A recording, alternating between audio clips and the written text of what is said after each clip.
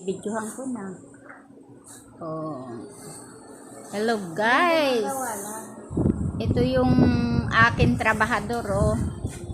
Bagong ano to. Bagong apply sa akin. Galing pa to ng ibang bansa. Oh, tingnan niyo. Ito ang aking magaling na ano. Saglit lang oh. Oh. 2 araw lang. Samantalang yung iba ilan linggo na, hindi natatapos, maliit lang na ano. Pero ito, oh, tingnan nyo.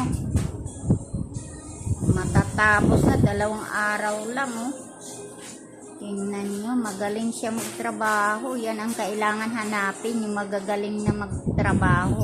Hindi sayang yung pagbayad nyo. Oh.